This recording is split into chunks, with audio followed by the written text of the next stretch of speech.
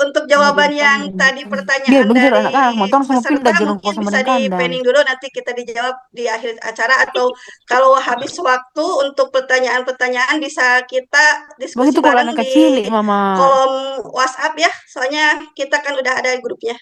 Baik, untuk pemateri keempat saya persilahkan untuk waktunya.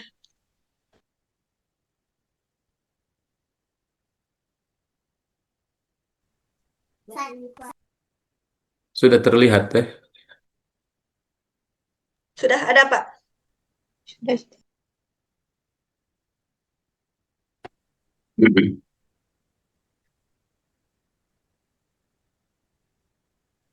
Teh izin ya kalau misalkan nanti tiba-tiba close atau ke gimana, tolong diinformasikan ya. Iya, Karena Pak. untuk kenapa ini tiba-tiba laptopnya seperti ini? Baik, Bismillahirrahmanirrahim. Assalamualaikum warahmatullahi wabarakatuh. Warahmatullahi wabarakatuh. Wabarakatuh. Warahmatullahi wabarakatuh. Lagi berangkat. Yang lainnya boleh ditutup dulu mic-nya ya, supaya teman-teman semua mendapatkan bekal di sini dengan maksimal ya, pembekalan atau mungkin sharing atau mungkin kita mendapatkan ilmu di sini ya yang mungkin akan nanti saya sampaikan pada kesempatan pagi atau menjelang siang hari ini ya. Baik, bismillah, innalhamdalillah, nahmaduhu wa nasta'inuhu wa nastaghfiruh wa na'udzubillahi min syururi anfusina wa min sayyiati a'malina may yahdihillahu fala mudhillalah wa may yudlilhu fala hadiyalah. Asyhadu an la ilaha illallah wahdahu la syarikalah wa asyhadu anna Muhammadan abduhu wa rasuluhu la nabiyya ba'dah. Puji dan syukur marilah kita panjatkan kepada Allah Subhanahu wa taala. Alhamdulillah pada kesempatan siang hari ini Bapak Ibu, saya lihat di sini jumlahnya di partisipan ini ada 555 peserta yang ikut Zoom ya. Walaupun yang terdaftar di sistem kami di Pusbanglat tadi pagi itu baru 160, tetapi ternyata sekarang yang bergabung hampir 560-an ya peserta. Kami ucapkan terima kasih atas kehadiran Bapak Ibu semua, kesediaan waktunya, meluangkan waktunya untuk bisa bergabung di tempat ini. Dan kami doakan mudah-mudahan dengan bergabungnya Bapak Ibu di sini kita mendapatkan keberkahan, rahmat, dan tentunya mendapatkan ilmu yang bermanfaat. Dan mudah-mudahan kita juga di sini saling mendoakan, saling menguatkan. Mudah-mudahan apa yang kita harapkan Bapak Ibu, kakak-kakak, semuanya dari Aceh sampai Papua yang sekarang sedang berjibaku atau sekarang sedang berusaha mengikuti alur rekrutmen calon tenaga kesehatan haji Indonesia, baik itu TKHI ataupun PPIH, apapun itu ya jalurnya, mudah-mudahan kita semua diberikan kelancaran oleh Allah Subhanahu wa taala dan tentunya mudah-mudahan Bapak Ibu semua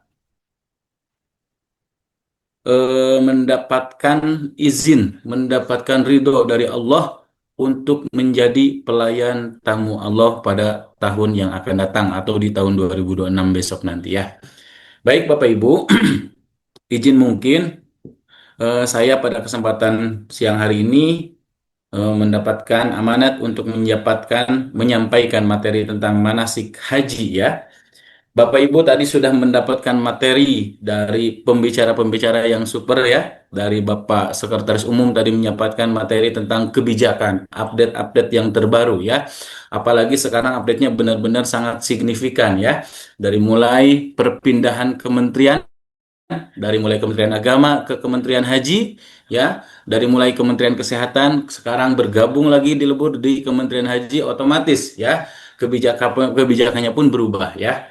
Bapak Ibu semuanya, tetapi dengan berubahnya tadi peraturan atau kebijakan-kebijakan, tetapi satu hal yang tidak akan berubah yaitu tentang manasik hajinya sendiri ya. Manasik haji itu sudah pasti dari dulu sampai dengan sekarang sampai dengan nanti pun akan tetap seperti itu. Karena rukun haji ya tetap seperti itu, syarat sah haji tetap seperti itu ya. Tidak akan berubah ya. Wukufnya haji ya di Arafah. Tidak mungkin bergantinya presiden wukufnya pindah ke Jawa Barat. Atau tidak mungkin dengan bergantinya menteri nanti ada kebijakan dikarenakan hajinya antrinya lama, jadi kita hajinya di Indonesia saja, tidak mungkin ya. karena itu sudah menjadi apa namanya rukun dan syarat untuk melaksanakan ibadah haji seperti itu ya Bapak Ibu semua. Baik Bapak Ibu semua, kita akan mulai saja. Sedikit kita akan mulai. Ini ada video ya buat ditonton oleh semuanya. 1 menit. Bentar.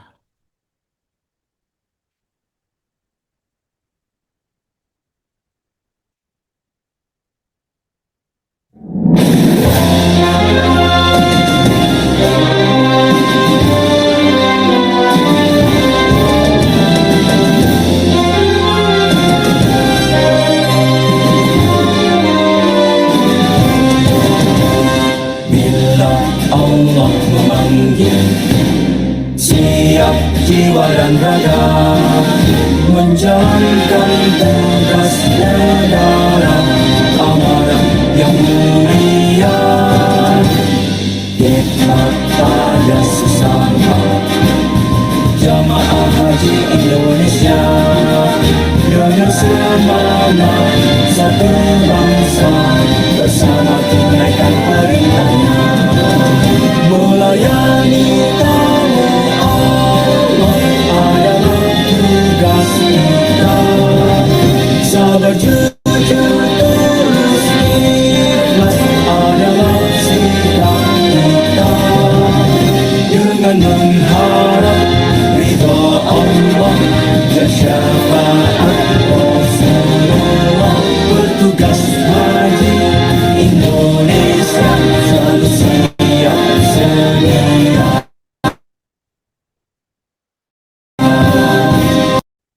Baik, Bapak Ibu, tadi sudah ada sekilas video ya yang saya sampaikan kepada Bapak Ibu dan itu merupakan maks dari petugas haji ya. Sekarang saya minta kembali silahkan Bapak Ibu ketikkan di kolom chatnya apa yang Bapak Ibu harapkan setelah melihat video tadi ya. Silahkan. Atau yang Bapak Ibu rasakan atau yang Bapak Ibu inginkan ya.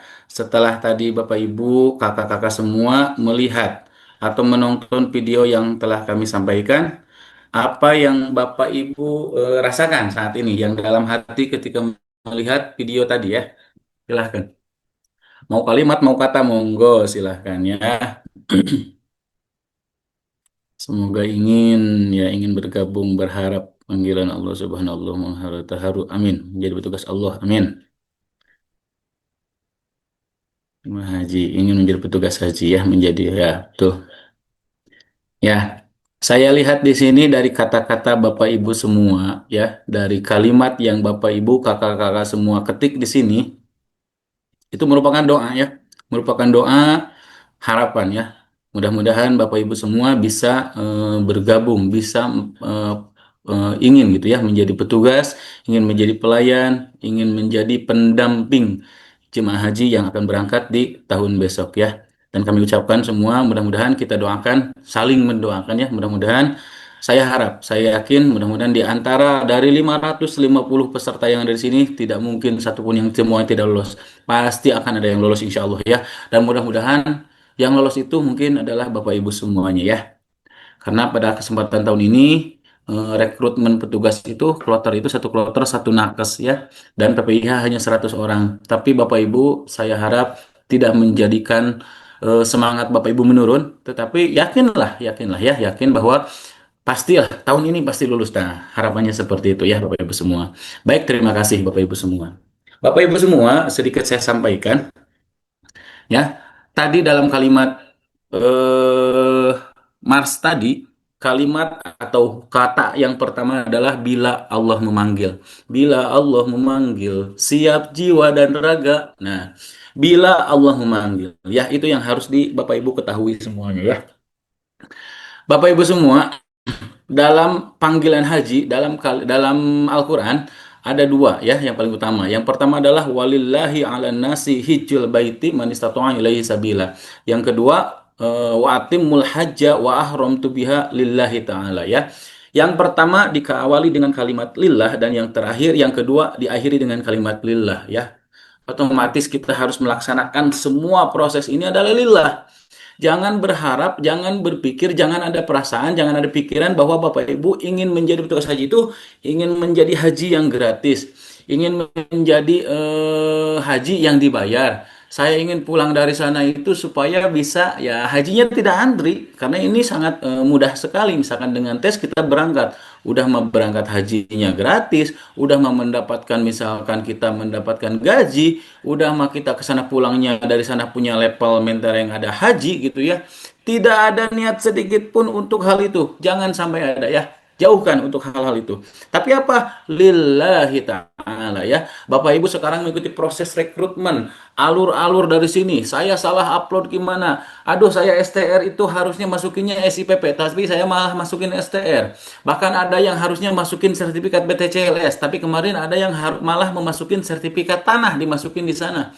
Atau mungkin ada yang ijazahnya harusnya profesi nurse tapi malah memasukinya S1-nya saja. Ya banyaklah pokoknya hal-hal yang kontroversi seperti itu ya. Ingat ya Bapak Ibu, itu semua sudah takdirnya Allah. Ini sebuah sudah qadarullahnya Allah ya. Kita sudah mengikuti proses seperti ini. Ada yang sudah mengikuti tes dari awal. Sudah 3 kali, Pak. Saya sudah 4 kali. Pak, saya tahun kemarin administrasinya lulus, tapi sekarang tidak. Padahal tidak ada yang berbeda sedikit pun. Perasaan sama. Ya, itulah ikhtiar kita sebagai manusia. Tetapi ingat, haji itu adalah panggilan. Sesulit apapun, kalau Allah sudah menakdirkan untuk memanggil Bapak Ibu untuk bisa berangkat pada tahun ini, pasti lulus. Yakinkan itu ya.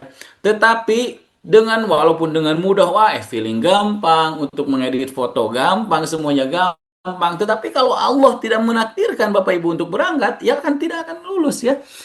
Dengan cara apapun itu, kita mau menyalahkan siapa? Tim rekrutmen, atau mau menyalahkan sistem, atau kita kan menyalahkan siapa? Tidak bisa, Bu, Bapak semua ya. Karena kenapa? Ingat, haji itu adalah panggilan, ya.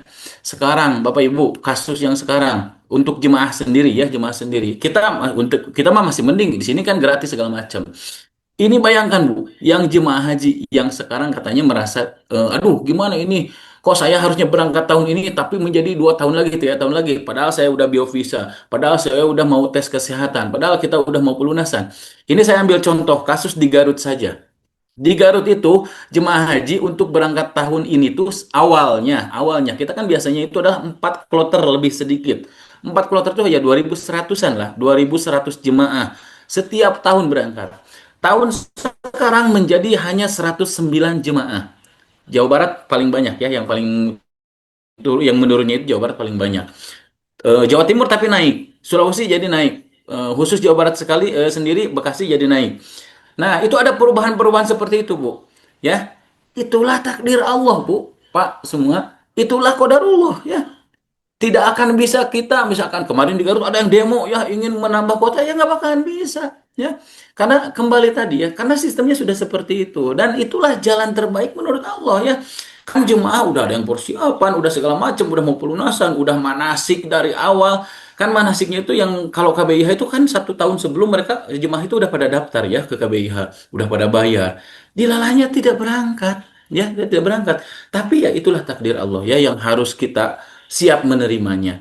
Begitupun Bapak Ibu semua sekarang sudah mengikuti tahapan rekrutmen segala macam. Ya jangan bosan Bapak Ibu, karena ini tahapannya ya. Siapa tahu mungkin Bapak Ibu takdirnya oleh Allah itu berangkat itu nanti pada saat tes yang ketiga atau pada saat rekrutmen yang keempat atau rekrutmen yang kelima karena ada yang 11 kali daftar belum lulus sampai dengan saat ini ada loh Bu, ya Pak. Tapi tidak bosan ya namanya juga ikhtiar Pak, namanya juga kita berusaha. Adapun berangkat tidaknya kembali kepada tadi bahwa haji itu adalah panggilan. Ingat, kita melaksanakan proses ini adalah kita harus lillah. Ya Allah, saya niatkan ini hanya untuk berusaha. Ya Allah, mudah-mudahan Engkau ridhoi, mudah-mudahan Engkau ridho untuk saya bisa menjadi petugas tahun ini. Ya Allah, apapun hasilnya, insya Allah saya akan menerimanya. Ya Allah, saya terima. Hasilnya kita tidak lulus elektronik, ya Alhamdulillah. Mungkin ini menjadi pelajaran supaya tahun depan kita bisa lebih selektif lagi. Kita lebih fokus lagi di mana saya salahnya tahun ini, di mana salahnya kita dibetulkan lagi. Ya, itu mungkin teman-teman semua, Bapak Ibu semua menjadi pembuka supaya saya harap mudah-mudahan Bapak Ibu semua mengikuti proses ini tidak ada yang niatnya lain-lain kecuali lillahi taala ya. Dan mudah-mudahan Bapak Ibu semua karena saya pada saat kesempatan ini menyampaikan materi tentang manasik haji ya. Jadi mudah-mudahan setelah selesai ini materi ini, nanti Bapak Ibu bisa memahami sih bagaimana syarat rukun haji, bagaimana proses perjalanan haji seperti itu. Karena kenapa? Petugas kesehatan haji tidak sedikit yang ditanya, Pak, gimana kalau sekarang saya wukuf, tetapi wukufnya saya hanya tidur saja? Pak, gimana kalau sekarang saya tawafnya cuma 5, tapi habis itu saya pipis dulu, terus saya pengen BAB dulu, terus mau gimana jawabnya Bapak Ibu? Pak, saya tadi syai, udah selesai, tapi perasaan kok baru 6 ya? Kok, tapi saya selesainya ini sekarang saya di, apa namanya, posisinya ada di Marwah.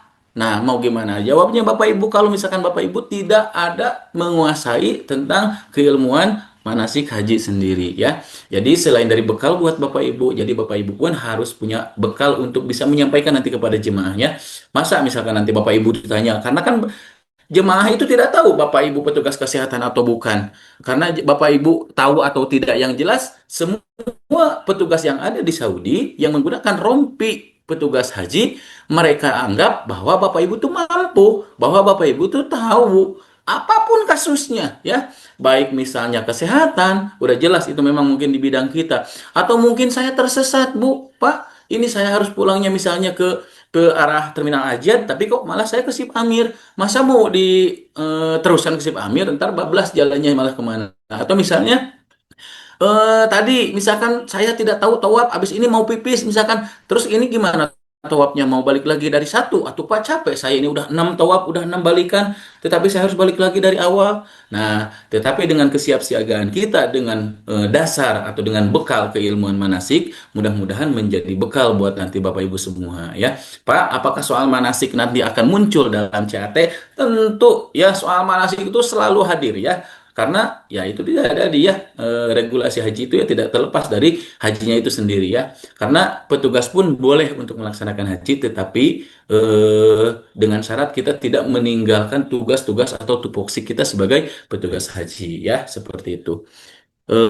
Saya bertugas pada tahun 2016 membawa jemaah dari Jakarta TKHI ya, eh di kloter 30 dulu ya. Terus tahun 2020 saya batal ya, udah diklat, udah sampai ke Ciloto, tapi batal karena hajinya tidak ada. Dan pada tahun 2024 saya bertugas mengambil jalur dari Kementerian Agama ya. Di Kementerian Agama ada satu tupoksi namanya PKP 3JH, Penanganan Krisis dan Pertolongan Pertama pada Jemaah Haji. Saya daftar melalui Kementerian Agama, dan alhamdulillah saya lulus ya melalui di PKP 3JH. Seperti itu. Nanti mungkin sedikit akan saya bahas di sini ya, tentang bagaimana apa sih bedanya PKP 3JH sama TKHI sama PPIH ya. Baik, lanjut Bapak Ibu ya. Eh, Pertama-tama dalam ayat Al-Quran disampaikan bahwa padanya terdapat tanda-tanda makam Ibrahim ya. Barang siapa yang masukinya, atau dalam artian Baitullah, rumah Allah, maka menjadi amanlah dia. Dan mengerjakan haji adalah kewajiban ya. Kewajiban Bapak Ibu selain menjadi petugas, kalau Bapak Ibu mampu, Bapak Ibu wajib untuk daftar ya, untuk mendaftar menjadi jemaah haji. Karena itu merupakan daftar. Adapun berangkat tidaknya takdirnya Allah yang menentukannya. Tapi kita punya kewajiban untuk bisa mendaftar. Selanjutnya, dan juga bagi yang mampu ya, sanggup, istitoah, man istitoah. Makanya sekarang ada sendiri undang-undang tentang istitoah ya. Karena istitoah baik dari mulai harta kita, terus kesehatan kita dan kemampuan kita ya untuk melaksanakan haji ya, seperti itu. Harapannya hajinya sehat dari mulai tanah air, jemaah haji sehat di Arab Saudi, dan juga bisa kembali ke tanah air dari mulai persiapan, pelaksanaan puncaknya, dan juga terakhir di pas saat kepulangan. Baik Bapak Ibu, kita akan masuk ke manasik haji sendiri ya. Bapak Ibu, pertama kita akan membahas tentang rukun haji. Nanti setelah ini saya 15 menit mungkin ya untuk pemaparan, nanti kita bahas soal-soal ya. Karena supaya Bapak Ibu langsung lancar nih jawabnya ya. Pertama, dalam haji ada yang dinamakan dengan rukun haji. Rukun haji itu adalah sesuatu hal. Rukun sholat ada 13. Jika kita misalkan melewati satu saja, berarti sholat kita tidak sah ya. Begitupun rukun haji ada 5 ya. Dari mulai ihram ya. Yang kedua wukuf ya di Arafah pada tanggal 9 Zulhijjah dari mulai ba'da Syawal ya, tengah hari. Yang ketiga tawaf ifadah, yang keempat sa'i, yang kelima tahallul, dan yang keenam tertib ya. Jadi jangan sampai nanti Bapak Ibu menyampaikan ketika misalkan, Pak gimana? Karena mereka yang safari wukuf kan mereka tidak jumroh, kan mereka tidak melontar jumroh akobah, ula wustu akobah. seperti itu. Bagaimana hukum rukun hajinya? Hajinya berarti tidak sah dong. Nah, jangan sampai nanti Bapak Ibu salah menjawab ya. Ini adalah rukun haji. Di mana rukun itu apabila kita tidak mengerjakan maka tidak sah hajinya seperti itu. Ihram, wukuf, tawaf ifadah, sa'i, dan tahallul. Yang kelima tertib. Dalam artian tertib, semua melaksanakan dari awal sampai dengan akhir sesuai dengan urutannya ya. Yang kedua, nah ini adalah wajib haji ya. Yang tadi pertama ada rukun, yang kedua ada wajib. Apa bedanya? Kalau tadi rukun, apabila kita tidak mengerjakan, maka nggak sah hajinya ya. Makanya, sesakit apapun orang, misalkan dalam kondisi di ICU, di KKHI-nya, tetapi jemaah itu dibawa semua ke Arafah, walaupun cuma sebentar.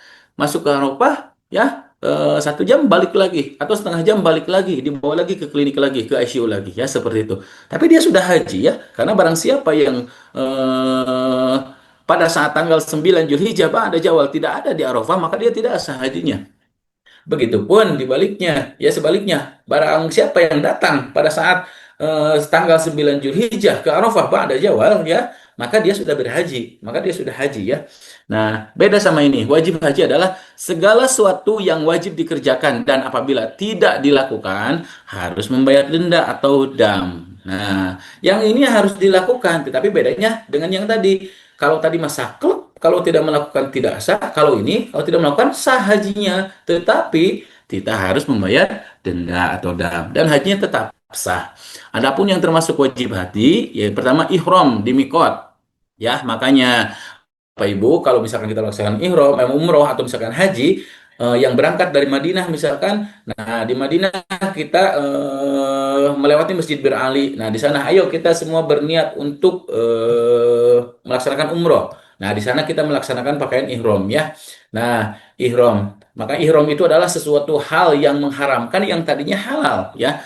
Eh, Contohnya kita dalam sholat ada takbiratul ihram. Takbiratul ihram itu adalah takbir yang dimana takbir itu merupakan pengharam atau kalau sudah takbir berarti kita haram untuk melaksanakan semua yang tadinya halal.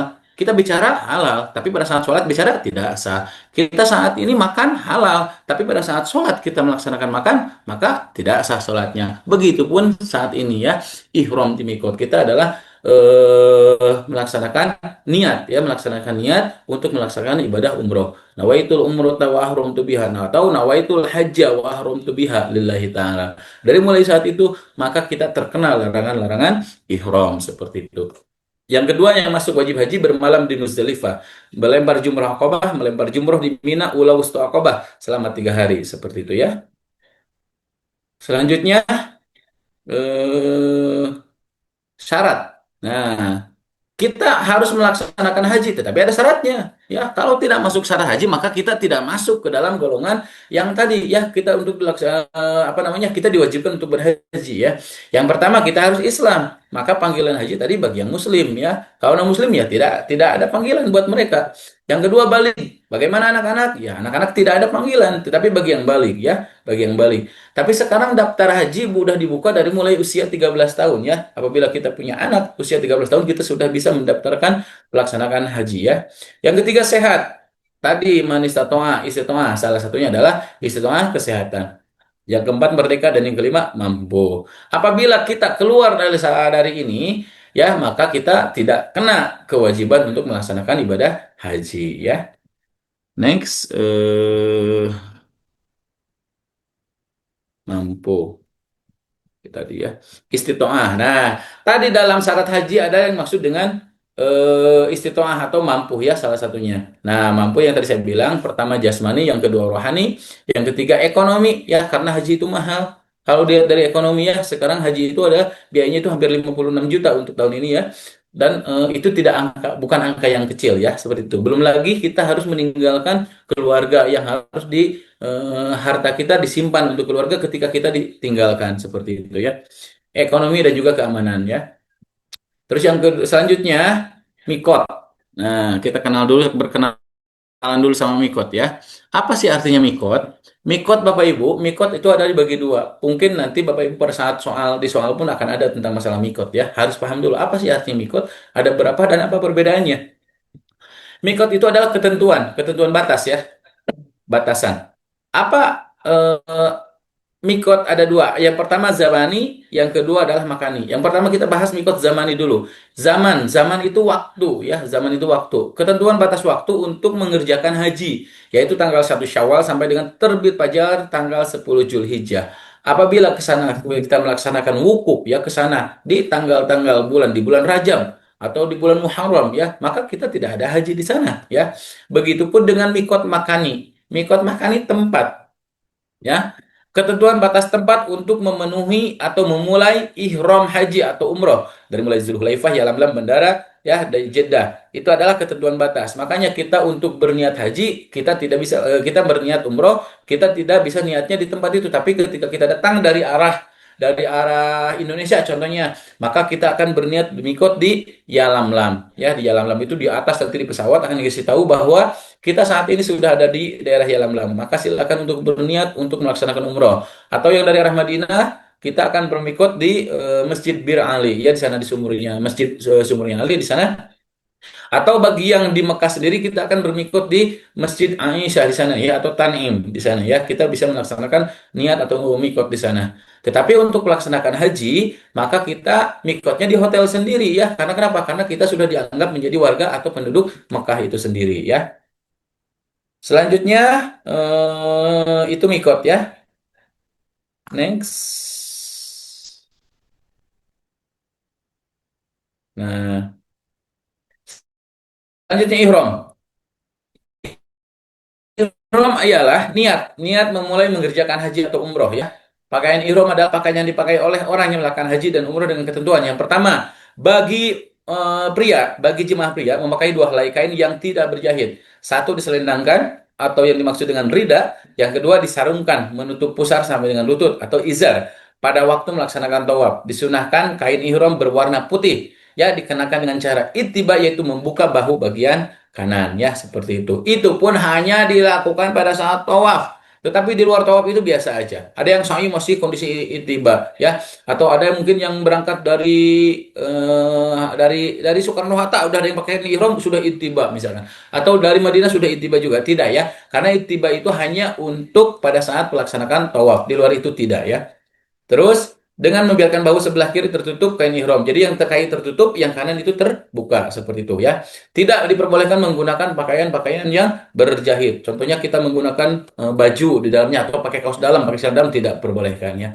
Bagaimana kita menggunakan ikat pinggang? Kan di ikat pinggang itu ada jahitan. Diperbolehkan. Karena itu niatnya bukan kita untuk menutupi aurat, tapi itu hanya untuk mengencangkan ya. Topi gimana? Gak boleh ya, seperti itu. Terus selanjutnya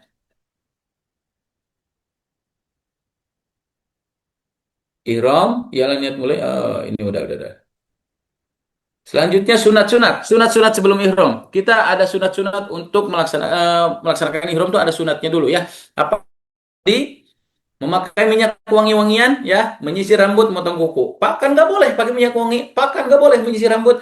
Boleh kalau kita sebelum melaksanakan niat ya. Sebelum melaksanakan niat ihram, sebelum kita nawaitul umroh tak, sebelum nawaitul hajjah. Nah, kita disunahkan justru harus mandi dulu. Boleh menggunakan minyak wangi-wangian, boleh memotong kuku sebelum ihram. Tetapi kalau sesudah ihram, kita tidak boleh seperti itu ya. Baru bakal kita kena dam ya. Larangan. Nah, ini larangan-larangan. Kalau kita sudah ihram, maka kita terkena larangan. Tadi pada saya Chan bilang, ketika kita sudah takbiratul ihram, Allahu Akbar, kita nggak boleh bicara, kita nggak boleh makan, kita nggak boleh gerak-gerak, ya. Kita nggak boleh seperti itu. Itu larangan-larangan. Kalau kita melaksanakan larangan-larangan tadi, tidak sah sholat kita. Begitupun dengan ihram tadi pada saat kita melaksanakan haji atau umroh, ya. Pertama bagi pria, tidak boleh memakai pakaian berjahit, menggunakan sepatu ya atau alas kaki yang menutup mata. Wah, sepatu nggak boleh, sandal jepit boleh. Menutup kepala seperti topi atau peci ya kopiah haji misalkan itu nggak boleh ya. Memakai wangi-wangian nggak boleh kecuali sebelum berihram. Motong kuku atau mencabut bulu badan tidak boleh. Berburu atau mengganggu, membunuh binatang itu nggak boleh. Tapi kalau di soal itu untuk berburu ada ya jawabannya itu contohnya memancing. Ya, memancing ikan kalau kita dalam ihram boleh atau tidak? Ya, jawabannya haram, nggak boleh. Karena memancing itu sama dengan kita berburu seperti itu ya. Nikah atau menikahkan tidak boleh, bercumbu atau bersetubuh rafas ya nggak boleh, kita bersemu walaupun kita suami istri ya tidak boleh, mencaci bertengkar ya, mengucapkan kata-kata rafas jidal busuk nggak boleh ya, seperti itu haram hukumnya. Memotong pepohonan di tanah haram, mencabut misalkan nggak boleh ya Pak. Kalau nggak sengaja atau lupa gimana, nggak boleh itu mah. Kalau lupa mah ya asal jangan disengaja ya. Kita bulan puasa aja makan boleh ya kalau lupa, tapi kalau misalkan kita ingat selesai ya gitu, berarti kita masuk kena haram lagi, seperti itu.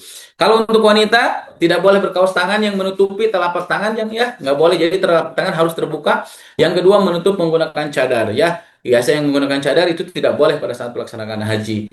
Pak, tapi di Saudi ada yang dari Turki yang pada saat di Arafah di Musdalifah mereka ada yang menggunakan cadar, mereka menggunakan topi ya di depan, menggunakan topi. Jadi si cadarnya itu di depan topinya, itu si kain cadar itu depan kainnya. Jadi sebenarnya tidak nempel terhadap muka ya, tidak terhadap muka. Kalau cadar kan nempel terhadap muka ya. Kalau itu yang kita lihat dari Timur Tengah rata-rata ya, di mereka menggunakan cadarnya itu bukan cadar tapi topi yang menutupi di depan, seperti tidak nempel terhadap muka ya, seperti itu. Nah, niat haji atau niat umroh. Niat haji ada dua, labbaik Allahumma hajjah ya. Aku sambut panggilanmu ya Allah untuk melaksanakan ibadah haji, atau labbaik Allahumma umratan, kita untuk melaksanakan umrah ya. Atau yang panjangnya sedikit, nawaitul hajja wa ahramtu biha lillahi ta'ala ya. Saya niat untuk melaksanakan haji dan berihram karena Allah Ta'ala ya. Begitupun Bapak Ibu semua sekarang niat untuk melaksanakan tes atau niat untuk melaksanakan rekrutmen ini lillahi ta'ala. Tidak boleh ada niatan yang lain ya. Selanjutnya apa? Wukuf ya. Wukuf adalah berdiri sejenak di Arafah pada waktu tergelincirnya matahari tanggal 9 Zulhijjah. Sejenak ya. Tapi wukuf dilaksanakan dari mulai ba'da zawal sampai dengan terbenamnya matahari ya. Wukuf diawali dengan mendengarkan khutbah ya, sholat duhurnya dan asarnya di jamak kosor takdim, di jamak takdim diringkas dua rakaat dan ditarik terhadap sholat duhur. Jadi pada saat asar kita tidak ada sholat lagi ya, seperti itu. Terus diawali dengan khutbah, jadi kita seperti Jumatan kurang lebih seperti itu ya. Diisi dengan, nah selanjutnya Pak, kan itu tidak lama, memang tidak lama ya, itu paling setengah jaman lah selesai prosesi itu. Tapi setelah itu kita lanjuti dengan ibadahnya masing-masing ya. Diisi dengan baca Al-Quran, zikir, doa, istighfar ya. Banyaklah doa kita masing-masing ya. Ada yang nangis, ada yang di luar. Pokoknya kita menengadah sampai dengan terbenamnya matahari ya. Selanjutnya, setelah melaksanakan wukuf pada saat jam 6 sore setelah sholat maghrib, nah kita akan diworo-woro, akan diinformasikan oleh jemaah, oleh pimpinan kita, oleh ketua kloter, bahwa kita akan diberangkatkan menuju Musdalifah ya dengan menggunakan bus. Busnya itu taradudi. Taradudi itu adalah bolak-balik ya. Satu maktab atau satu kelompok itu adalah 3.000 jemaah kalau nggak salah hitungannya ya. 3.000 jemaah diangkut oleh 7 bis. Bisnya itu taradudi, bolak-balik terus ya, dari mulai Arafah Musdalifah seperti itu ya. Nah, diangkutlah ke Musdalifah, misalnya kita kebagian jam 9 malam, berarti dari mulai jam 6 sore sampai dengan jam 9 malam kita masih menunggu di Arafah ya, untuk sambil menunggu antrian penjemputan. Yang ngurus ini adalah masyair nanti ya, ada petugasnya dari sana yang mengurus keberangkatan segala macamnya. Seperti itu. Mabit ya, mabit di Musdalifah. Musdalifah artinya berhenti sejenak atau bermalam di Musdalifah melewati tenggelamnya matahari. Diisi dengan berdoa dan berzikir ya. Bisa dimanfaatkan untuk mencari kerikil. Kita di sana mencari batu ya untuk melaksanakan lontar jumroh besoknya ya di Mina, seperti itu. Selanjutnya mabit di Mina. Di Mina kita akan mabit selama apa namanya? Tanggal 10, 11, 12, 13. Kalau yang nafar awal sampai dengan tanggal 12, kalau yang nafar sani itu sampai dengan tanggal 13. Lontar jumroh ya. Ini selalu ada di soal nih ya. Lontar jumroh adalah melontar dengan batu kerikil pada jumroh, atau disebut juga dengan marma ya, di ula, wusto, dan akobah. Ula itu yang awal, wusto itu yang tengah, akobah itu yang ketiga ya. Kalau pada tanggal 10 Zulhijjah hanya melontar jumrohnya akobah saja yang akhir. Kalau tanggal 11, 12, dan 13 Zulhijjah maka kita melontar jumrohnya ula, wusto, dan akobah ya, seperti itu. Nah, ini jumrohnya di sini ya. Akobah, wusto ula. Ya, kita datang dari sini, masuk ke sini, lontar, lontar, lontar, baru pulang lagi ke penginapan atau ke tenda. Ya. Selanjutnya, nafar. Nanti akan ada istilah nafar. Pak, apa bedanya? Apa artinya nafar? Nafar itu adalah rombongan ya, keberangkatan jemaah haji meninggalkan Mina ya. Mina pada hari tasyrik. Hari tasyrik itu adalah 10, 11, 12, 13 ya. 10 itu hari Idul hari raya, 11, 12, 13 itu hari tasyrik ya.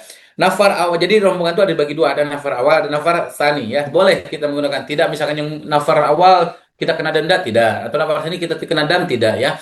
Apa bedanya? Nafar awal itu meninggalkan Mina lebih awal sebelum terbenam matahari tanggal 12 Zulhijjah. Jadi pada saat tanggal 12 Zulhijjah, jemaah dari Mina itu udah kembali ke Mekah. Tidak boleh ada yang di Mina ya di sini. Harus kembali ke Mekah ke hotelnya masing-masing ya untuk melaksanakan tawaf.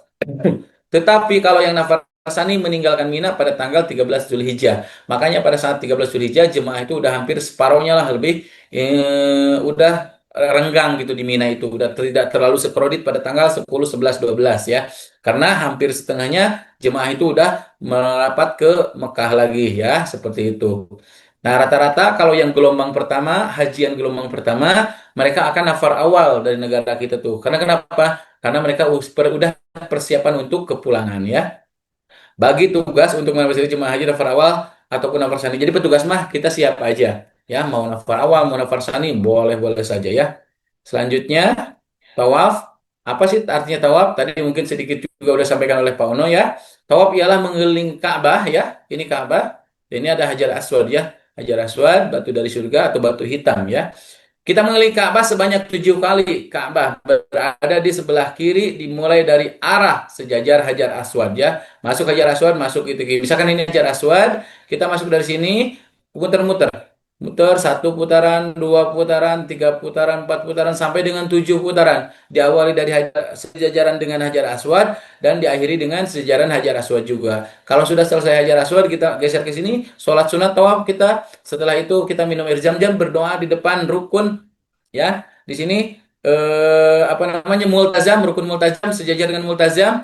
Kita berdoa di sini, habis itu kita minum air zam-zam dan kita melaksanakan sa'i selanjutnya ya. Nah, ada berapa macam tawaf? Tawaf itu ada tawaf kudum, tawaf ifadah, tawaf wada, dan tawaf sunat.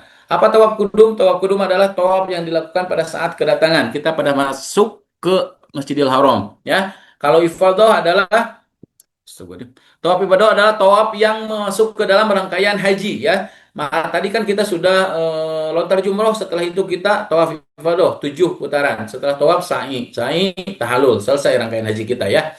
Dan juga terakhir ada tawaf wada. Tawaf wada adalah perpisahan.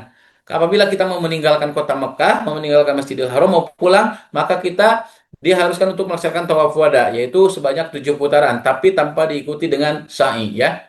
Dan juga ada tawaf sunat. Kalau tawaf sunat itu adalah kapan aja, kita tidak terikat waktu ya. Di sana kita dianjurkan untuk melaksanakan tawaf, memperbanyak tawaf daripada memperbanyak sholat sunat ya. Karena kenapa? Sholat sunat kita di tempat kita bisa, tapi kita tawaf di sini tidak bisa ya. Makanya kita di sana dianjurkan untuk melaksanakan perbanyaklah tawaf ya, seperti itu. Next, sa'i. Setelah melaksanakan tawaf, maka kita kalau rangkaian rukun umroh atau rangkaian rukun haji, kita melaksanakan sa'i. Tidak ada sa'i sunat ya. Kalau tawaf sunat ada.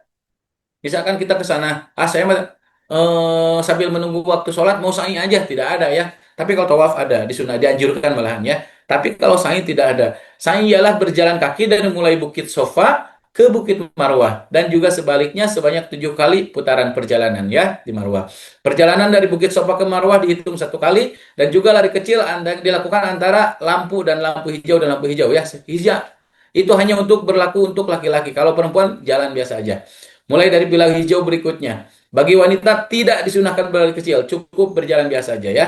Orang yang melakukan sa'i boleh dalam keadaan hadas besar ya. Jadi Bapak Ibu, apabila misalkan yang membatalkan tawaf sama dengan membatalkan sholat ya. Contohnya kita saat tawaf, kita batal wudhu kita, maka kita harus wudhu lagi. Kita misalkan baru tawafnya baru 4 putaran, maka kita wudhu. Habis itu kita tawaf lagi lanjut untuk menuju putaran yang kelima atau yang keenam. Tidak usah diulang lagi dari tawaf yang pertama ya, seperti itu. Kalau sa'i, misalkan kita batal wudhunya tidak apa-apa, lanjut aja sa'i mas sampai dengan selesai ya. Kalau tawaf itu harus wudhu dulu dalam keadaan berwudhu seperti itu ya. Kalau misalkan Pak lupa saya tadi, misalkan ini putaran yang keberapa? Ke-6, ke-7 atau ke-8 ya. Kita tambahkan lagi, yakinkan lagi, tambah satu. Mendingan lebih daripada kurang ya.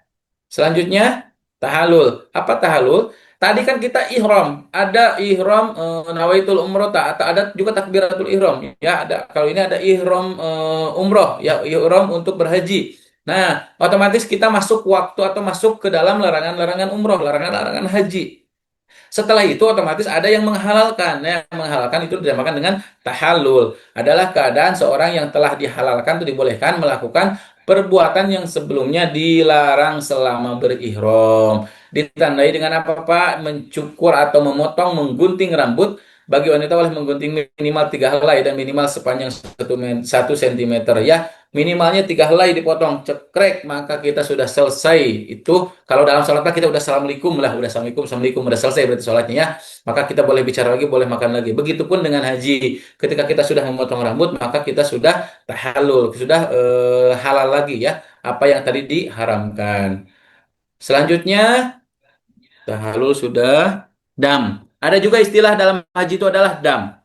Dam menurut bahasa artinya adalah darah. Sedangkan kalau menurut istilah adalah mengalirkan darah ya. Dam itu bukan denda, tapi kalau menurut bahasa adalah darah. Ada di soalnya itu dam artinya denda atau apa pilihannya. Maka dam artinya darah kalau menurut bahasa. Tapi kalau menurut istilah adalah mengalirkan darah untuk ke Baitullah dengan menyembelih ternak yaitu kambing sapi unta. Jemaah haji Indonesia hampir 95% adalah jemaah haji tamattu. Di mana jemaah haji tamattu mereka secara otomatis kena dam karena kita semuanya diharuskan untuk memotong 1 ekor kambing ya karena untuk tamatu. Kalau misalkan ifrod itu tidak kena ya.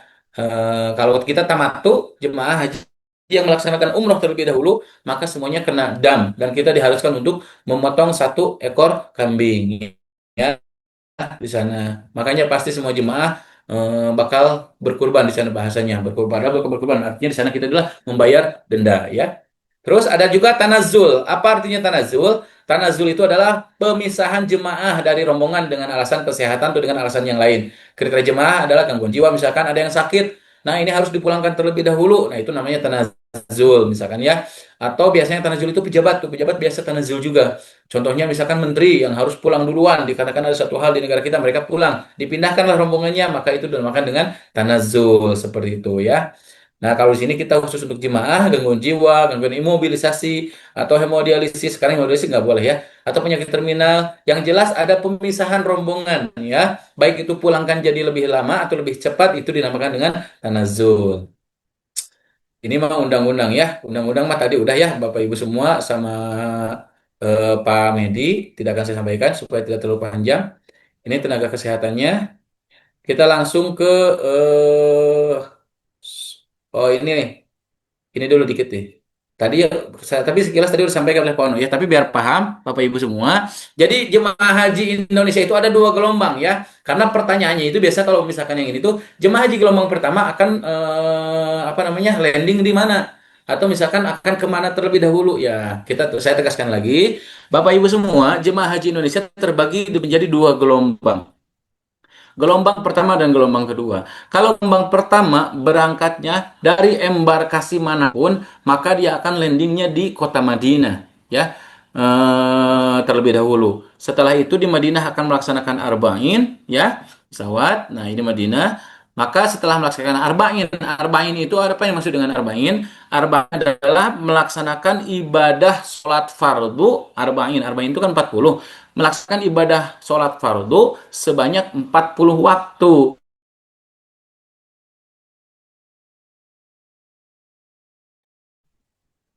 Di Waalaikumsalam, Masjid Bapak suaranya Nabawi, hilang. di sana Ya. juga kita akan ada tur ya ke Raudhah. Nah, setelah itu jemaah akan didorong menuju ke kota Mekah. Akan melewati Bir Ali, Masjid Bir Ali. Di Masjid Bir Ali mereka melaksanakan niat untuk melaksanakan melaksanakan umroh dulu ya, umroh dulu. Nawaitul umrota menggunakan kain ihram. Maka umroh setelah melaksanakan umroh di Mekah setelah di Mekah kita sambil menunggu untuk melaksanakan proses Armina atau Armuzna ya, Arafah Muzdalifah Mina ya. Setelah puncak haji Armuzna kembali ke Mekah, dari Mekah ke Jeddah untuk pulang. Nah, baru naik pesawat, baru ke Jakarta lagi atau ke embarkasi masing-masing. Jadi pulangnya dari Jeddah. Berbeda dengan gelombang yang kedua. Kalau gelombang yang kedua itu adalah masuknya itu ke Jeddah terlebih dahulu landingnya.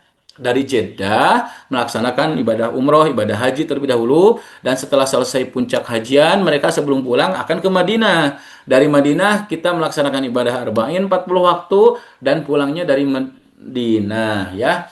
Bandara yang ada di Jeddah namanya King Abdul Aziz ya, di Jeddah seperti itu. Selanjutnya kota asal. Nah, ini apa? Pelayanan pasif aktif. eh Pelayanan-pelayanan. Kalau pelayanan-pelayanan seperti ini ya, tadi udah sampai juga sama Pak Ono juga ya. Selanjutnya ini, nah ini gelombang dua. Gelombang dua tadi saya bilang, maka di kota asal, embarkasi, pesawat di Jeddah ya. Di Jeddah akan mikot di bandara, atau ada yang mikotnya di Yalamlam di pesawat ya. Setelah itu umroh ke Mekah, puncak haji, setelah puncak haji ke Mekah lagi, setelah ke Mekah dia akan ke Madinah. Dan pulangnya dari Madinah menuju ke debarkasinya masing-masing ya, kota asalnya masing-masing. Ini petugas kesehatan ya. Kalau sekarang petugas PPIH itu hanya 100 dan TKH itu hanya 1 orang untuk yang tahun ini ya dari keputusannya. Tapi Bapak Ibu jangan minder, jangan berciut hati, jangan berkecil hati. Yakinlah di antara 100 orang itu adalah Bapak Ibu salah satunya. Yakinlah dari TKHI yang hanya 1 orang itu justru salah satu, yang satunya itu mungkin Bapak Ibu semuanya ya. Pastikan itu, pastilah harus harus pede ya Bapak Ibu ya. Nah, ini tidak akan saya jelaskan, mungkin kita langsung masuk ke materi ya. Tadi udah sampai oleh Pak Ono ya.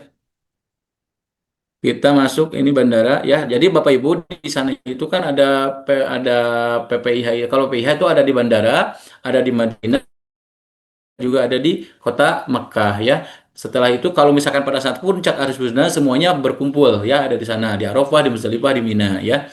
Siapa Pak yang bertugas di Arafah, siapa yang bertugas di Muzdalifah, siapa yang di Mina nanti akan disampaikan di depan ya. Selanjutnya, oh ya ini dulu sedikit ya. Pelayanan di bandara. Nah, ini sistem pelayanan kesehatan haji Indonesia di Arab Saudi ya. Pertama, di embarkasi ada PPH embarkasi bidang kesehatan. Kalau di kloter sendiri ada namanya TKHI kloter tadi yang disampaikan oleh Pak Ono. Kalau di bandara Arab Saudi ada tim kesehatan bandara. Kalau di sektor atau di wilayah ya di sana ada hotel sektor, ada TKH kloter, ada juga pos satelit di setiap beberapa, ada satu hotel misalkan ada 5 kloter, ada di sana pos satelitnya ya, dan juga ada di klinik kesehatan haji atau PPIH tadi. Kalau klinik kesehatan haji ada 2 di Arab Saudi, ada di Mekah dan juga di Madinah. Kalau di bandara tidak ada ya. Jadi jemaah itu kalau ada yang sakit di hotel ditangani oleh TKHI, Bapak Ibu ya, TKHI. Kita menangani jemaah sebanyak sesuai dengan jemaah masing-masing. Ada yang 360 sampai dengan 450 per kloter. Dipegang oleh 3 petugas. Kalau sekarang hanya 1 petugas. Makanya petugas haji daerah, petugas kesehatan haji daerah diwajibkan harus petugas kesehatan benar murni. Karena untuk mendampingi yang 1 petugas tadi ya. Nah, di kloter itu dipegang oleh tenaga kesehatan kloter. Kalau ada sesuatu hal yang tidak bisa tertangani, kita rujuk ke sektor. Di sektor ditangani. Di sektor itu kayak klinik mini ya, klinik mini. Nah, ditangani di sana, tetapi di sana tidak ada dokter spesialis ya. Nah, kalau ada sesuatu hal yang tidak bisa dilakukan, maka dirujuk lagi ke KKHI. Di KKHI komplit ya. KKHI itu semacam rumah sakitnya gitu. Karena klinik kesehatan di Indonesia ya, itu rumah sakitnya kita ya, Mustasfa Indonesia. Kalau ada masih tidak tertangani, baru kita akan rujuk ke rumah sakit RSIS ya, rumah sakit Arab Saudi.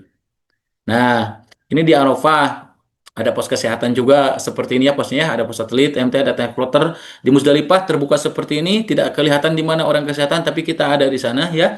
Kalau di Mina ya, pos kesehatan Mina, ada pos kesehatan MT di Jamarot, ada TKI plotter, ada juga tim promosi kesehatan ya.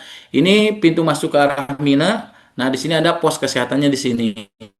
Begitupun di jalur terowongan, di sana ada petugas-petugas yang menjaga. Saya kemarin bertugas, nanti depan ada fotonya ya, bertugas sama di pos lantai 2 ya, di pos terowongan lantai 2 yang di atas ya.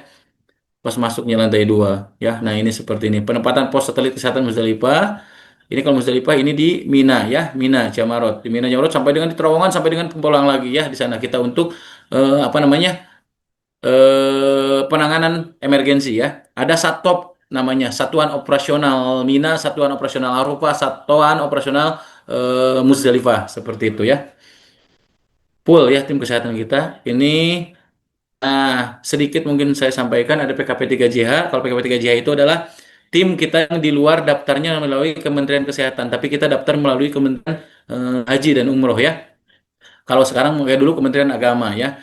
Tapi kita orang-orang kesehatan di sana mayoritas ya. Ini ada dokter Yasin kita. Ini saya berteman sama orang SPAD, ada dokter spesialis neurologi di sana yang kita hanya kerjanya di lapangan ya, di lapangan di Masjidil Haram, di dua Masjidil Haram dan juga Masjidil Nabawi. Tetapi kalau pada saat di puncak Ar-Muzna kita bergabung dengan tim dari Kementerian Kesehatan ya. Ini PKP 3JH seperti itu. Pembinaan, pelayanan perlindungan. Nah, di mana Pak pos PKP 3JH kerjanya? Kita bergabung sama Linjam. Linjam itu adalah perlindungan jemaah dari TNI Polri. Ini tugas-tugasnya. Saya kemarin bertugas di sini ya selama 65 hari full. Enggak full berarti karena kan potong Arbuzna ya. Selain dari Arbuzna, saya kerjanya full di Masjidil Haram setiap hari ya, teman-teman semua. Ini pos-posnya. Dari mulai pos satu Sip Amir di terminal ya, pos 2 masuk ke pintu keluar di area Sa'i, pos 4-nya di dalam di area Tawaf, pos 5 pintu keluar Babus Salam, pos 6-nya ada di dekat Ajiat ya, rumah sakit atau Ajiat atau WC3 ya, bahasanya WC3. Yang pos 8 di depan gerbang King Abdullah, dan pos 9 itu adalah area perluasan ya. Dan sekarang di sana ada di Haram itu ada hospital atau Haram Emergency Hospital. Lumayan besar di sini ya. Jadi kalau ada jemaah yang meninggal atau misalkan rujuk segala macam semuanya dibawa ke sini. Lebih enak lagi sekarang ya. Cuman ini jauh. Kelihatannya kecil ya, padahal ini jauh. Misalkan ketemu jemaah meninggal di sini pasti dibawa ke sini, semuanya ke sini ya. Sebelum dijemput oleh dari rumah sakit sendiri ya.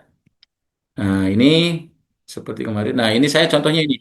Ini kasus di dalam haram ya, ketika ada yang sakit atau misalkan ada yang terus ini kalau ini contoh pada saat kita ini saya kemarin dulu pas pasang ETT di jalur ada jalur Mina, terowongan Mina ya, lantai atas ya. Kita tindakannya di sana. Kita lakukan ETT langsung di sana sebelum kita rujuk ya. Pak, kok kayak bukan jemaah Indonesia? Bukan, itu jemaah dari Uzbekistan. Karena ada kita melakukan menemukan pasien yang apa namanya? Oh, ini jemaah Indonesia semua yang kelelahan pada saat masuk ke terowongan atau keluar terowongan ya. Selanjutnya, nah kita akan masuk ke contoh soal. Saya selesai, mohon maaf ya agak panjang barusan 25 menit ya untuk pembahasan sedikit awal. Dan kita akan masuk ke contoh soal, mudah-mudahan ini selesai juga 20 menit ya. Bapak Ibu seperti tadi, silakan Bapak Ibu untuk aktif untuk menjawab soal dan kita bedah bareng-bareng ya.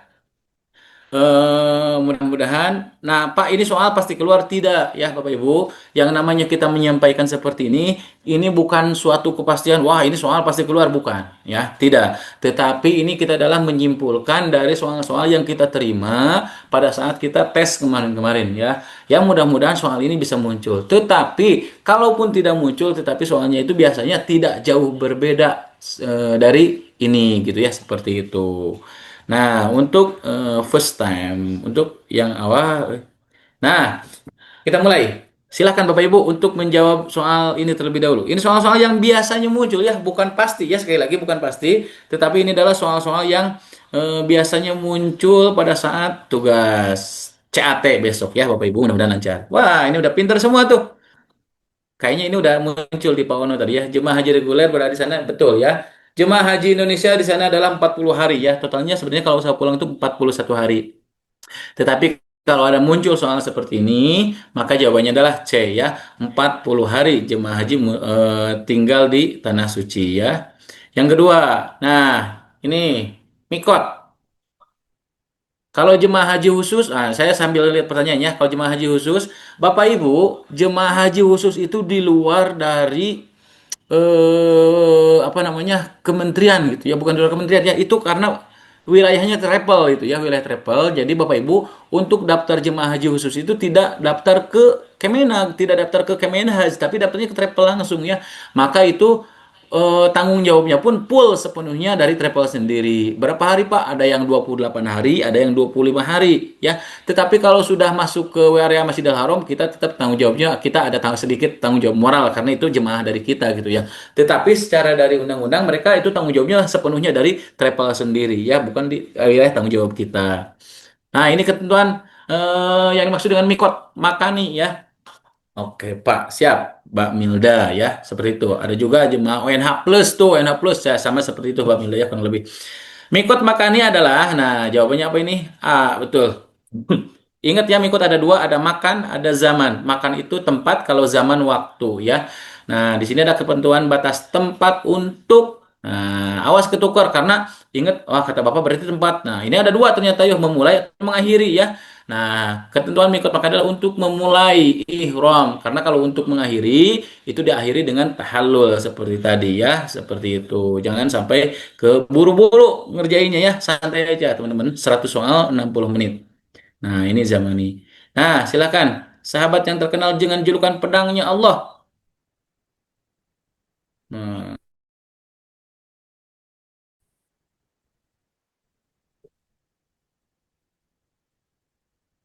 mana?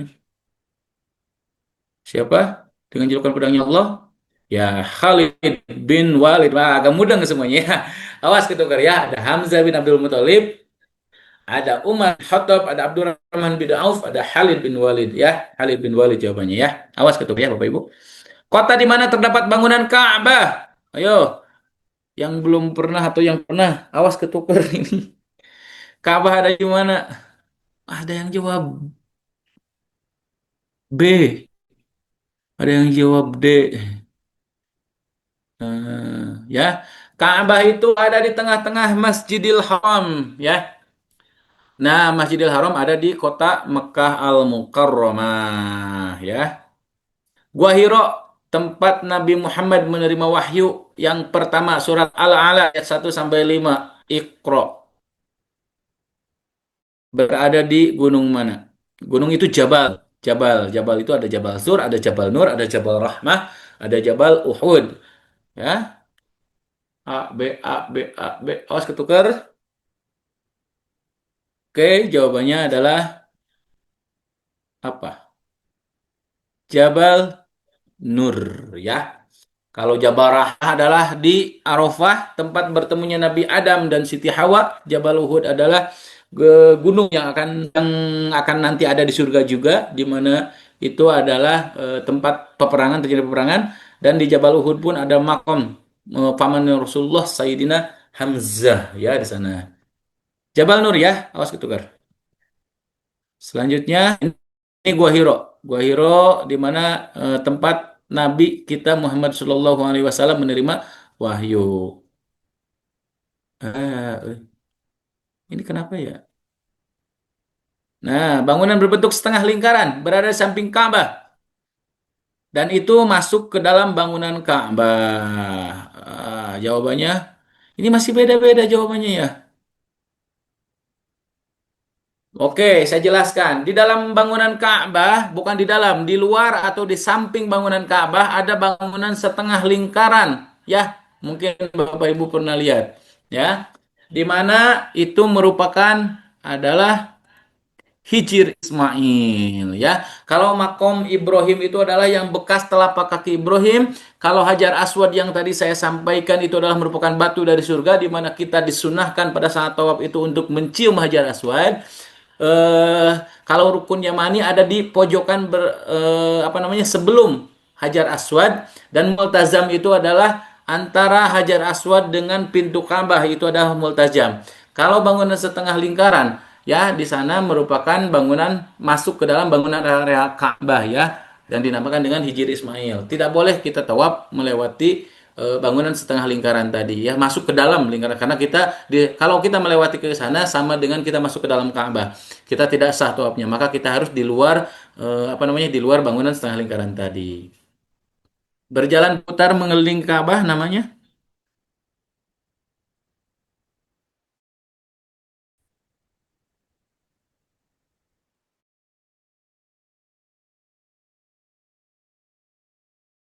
Jawabannya udah jelas ini jawabannya tawaf ya. Kalau sa'i tadi berjalan dari Bukit Sofa sama Marwah ya.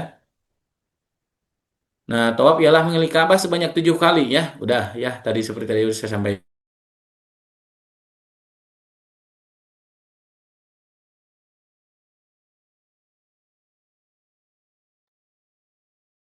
Waalaikumsalam Pak Haji, suaranya hilang.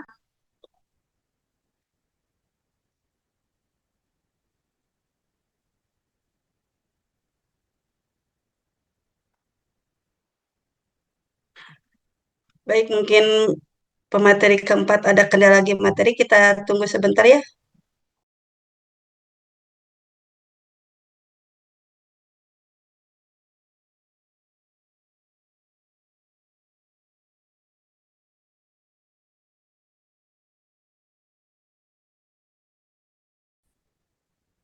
Assalamualaikum teh.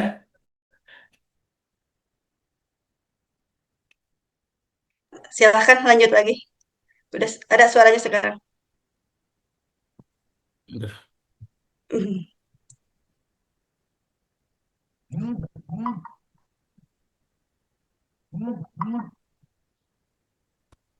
Ah, mohon maaf ya. Kain ihram yang dipakai oleh pria terdiri dari berapa lembar, Bapak Ibu? Yang digunakan oleh kaum Adam, kaum pria.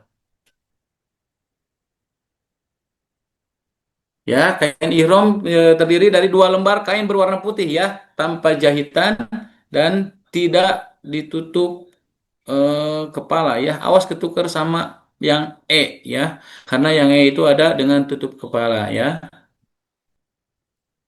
Next, batu suci yang terdapat dalam bangunan Ka'bah.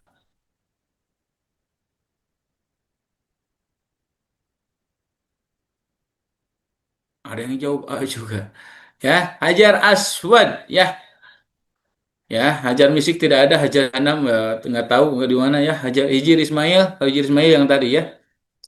Nama sahabatnya sekaligus paman Rasulullah ya, yang gugur dalam peperangan Uhud.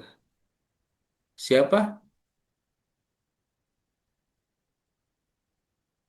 Nah, tadi udah saya sampaikan ya. Hamzah bin Abdul Muthalib.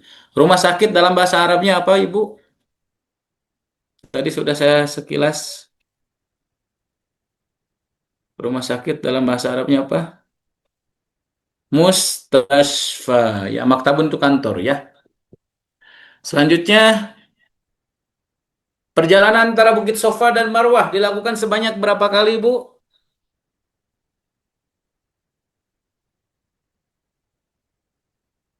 Perjalanan dari Bukit Sofa menuju Marwah adalah dinamakan dengan sa'i ya. Maka dilakukan berapa kali? Ya, dilakukan sebanyak 7 kali ya. Tempat yang terkenal di Masjidil ini. Astagfirullahaladzim. Iya, kalau close deh. Kenapa close lagi kan?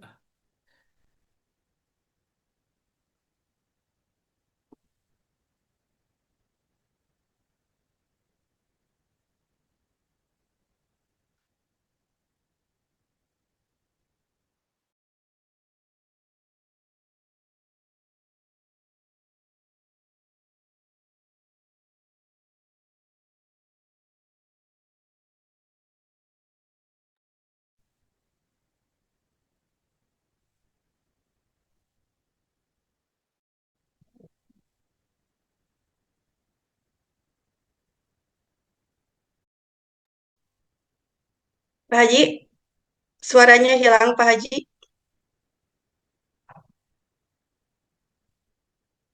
Gangguan sinyal mungkin Pak Hajinya.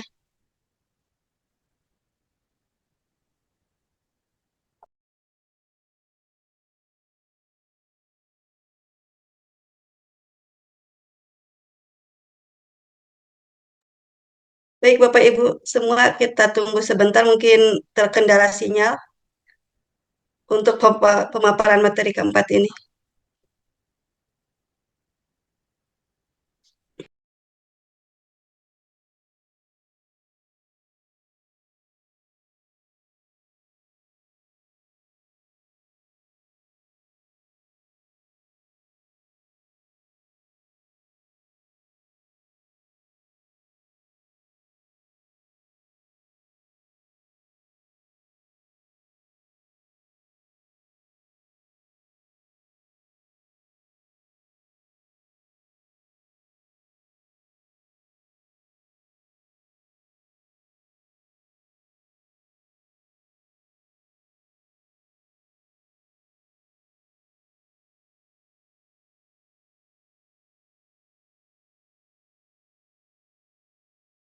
Udah ada lagi tuh, Kang Ridwan.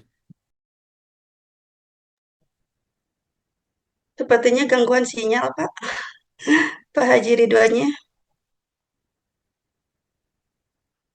belum ada suaranya.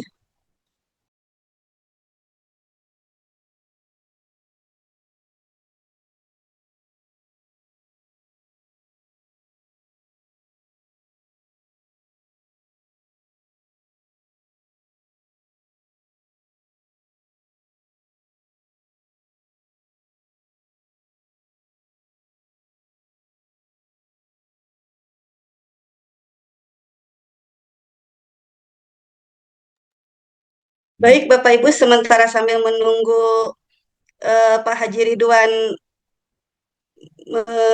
mungkin mencari tempat yang cukup untuk sinyal yang lebih baik, kita ke pertanyaan yang tadi yang pernah ditanyakan sama rekan-rekan semua di kolom chat.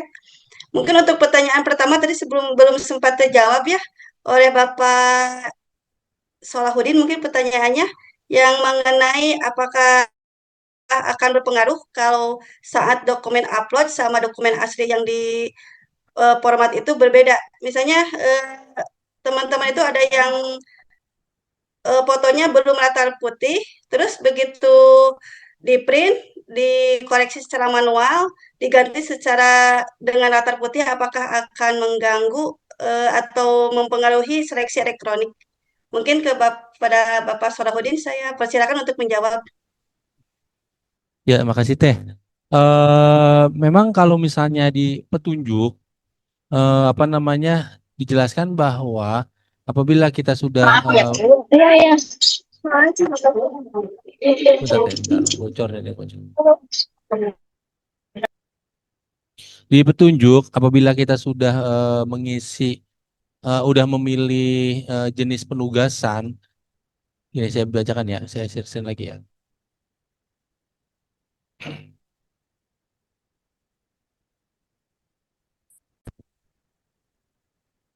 Pada saat mengisi jenis tenaga pendidikan dan kelompok penugasan, pastikan mengisi jenis pendidikan dan kelompok penugasan yang daftar ingin pilih. Jangan hanya dilihat, cek kembali sebelum klik tombol simpan karena pendaftaran hanya berlaku sekali kali, tidak bisa diedit lagi setelah disimpan. Nah, ini yang jadi pertanyaan sebenarnya gini. Apakah tidak bisa diedit lagi ini adalah maksudnya jenis tenaga, maksudnya dia nggak bisa merubah. Misalnya awalnya dia pilih TKHI, ternyata salah PPIH, apa yang rubah TKHI, apakah itu? Ataukah semua isian dokumen mulai dari apa namanya? Mulai dari biodata sampai dengan pekerjaan itu. Nah, kita sebagai peserta makanya di awal itu memang lebih harus sangat berhati-hati saat kita mengisi agar tidak terjadi perubahan-perubahan data lagi pada saat kita setelah mengisi. Kalau memang misalnya yang dimaksud di sini adalah tidak bisa diedit lagi adalah pilihan TKHI atau PPIH-nya, ya berarti aman di isian tersebut. Tapi kan masalahnya kita untuk menjaga-jaga nih agar hal itu tidak menjadi kesalahan nanti di saat kita apa namanya memilih apa namanya jenis tenaga, amannya kita harus pastikan dulu semuanya. Gitu sih saya sebenarnya apa namanya untuk pertanyaan-pertanyaan itu. Karena pertanyaan itu pasti akan muncul setiap tahun tuh akan ada perdebatan atau permasalahan pertanyaan terkait permasalahan tersebut itu. Satu lagi sebagai tambahan, di beberapa tahun belakangan sekarang ini udah ada validasi dokumen ya Teh. Jadi ada wawancara setelah tahap ini.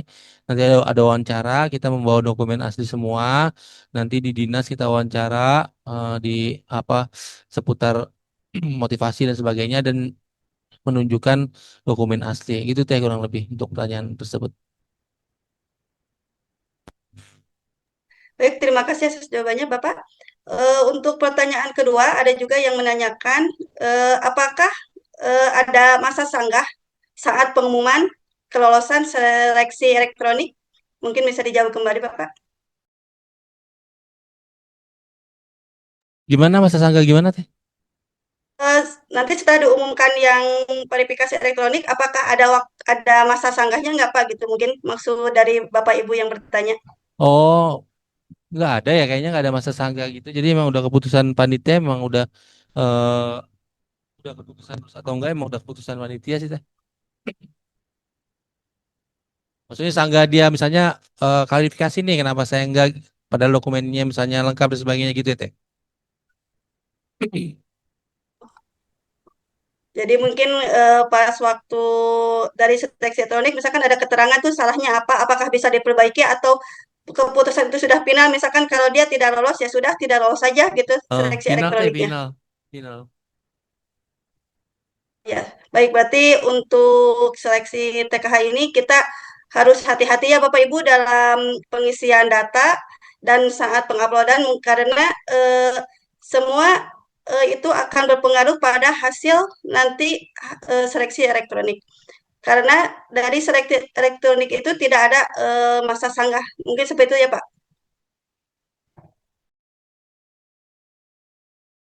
Betul Teh, betul Teh, betul. Terus ada lagi yang bertanya, Bapak, kalau tidak masuk ke tenaga kesehatan cadangan, apakah mempengaruhi poin dalam penilaian dalam SIS DMK? Sebenarnya kalau poin dan sebagainya itu yang lebih apa namanya, yang lebih teknis panitia yang lebih tahu ya Teh ya. Yang pasti kalau misalnya kita sudah menjadi tenaga cadangan, misalnya contoh ya, tenaga cadangan di satu periode tahun berjalan aja, eh, ada kemungkinan dia bisa berangkat. Contoh misalnya di tahun berjalan ini di tempat saya itu ada tenaga cadangan dua. Ternyata memang eh, sepengalaman musim haji ya Teh ya, selalu ada kuota tambahan, betul nggak Teh? Selalu ada kuota tambahan jamaah untuk Indonesia. Kayak misalnya tahun lalu tuh 20.000 ya kalau nggak salah. Jadi tenaga cadangan itu memang memiliki kemungkinan kemungkinan apa namanya kemungkinan untuk berangkat di tahun yang sama pun masih ada kemungkinan berangkatnya. Makanya tenaga cadangannya pun mereka juga harus bersiap-siap bersiap-siap misalnya kayak dokumen visa dan sebagainya apa namanya paspor dan sebagainya gitu ya Teh ya. Soalnya di tahun kemarin aja di tempat saya atau menurut di tempat Kang Ono juga ada tenaga cadangan yang eh qadarullah berangkat ya, maksudnya walau sebenarnya dia udah diumumin sebagai cadangan dan nggak bisa berangkat, ternyata di apa namanya ada penambahan kuota jamaah haji Waduh, dari pemerintahan Saudi dan qadarullah berangkat ya akhirnya. sudah panggilan juga mungkin Pak Haji ya. Iya betul betul.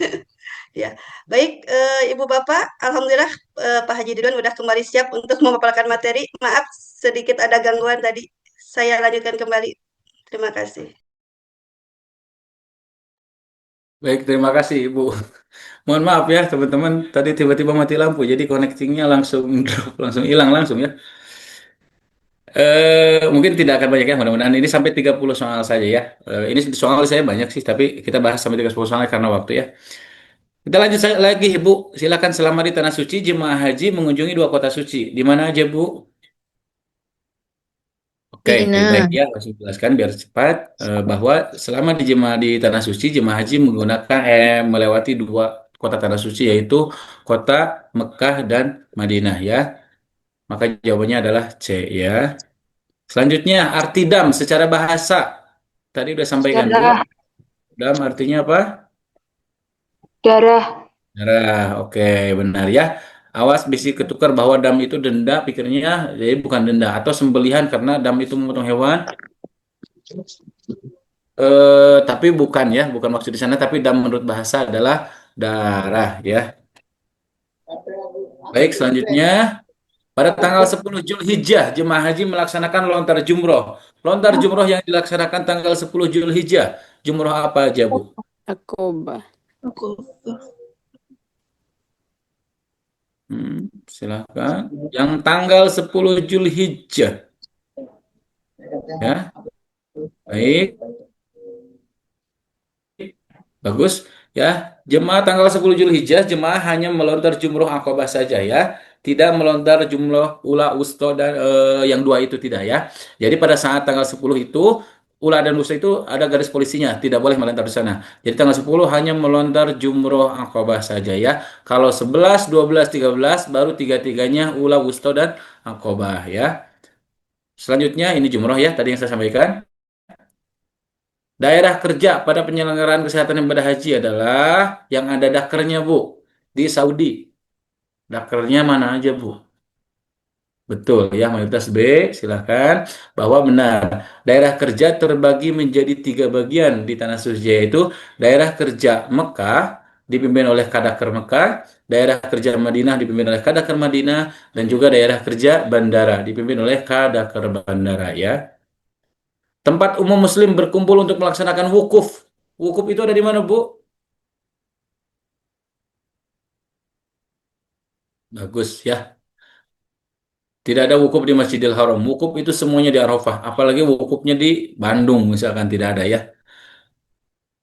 Wukuf hanya ada di Padang Arafah pada tanggal 9 Zulhijjah dari mulai ba'da Syawal atau ba'da duhur sampai dengan terbenamnya matahari. Waktunya hanya itu aja. Di luar itu tidak bisa.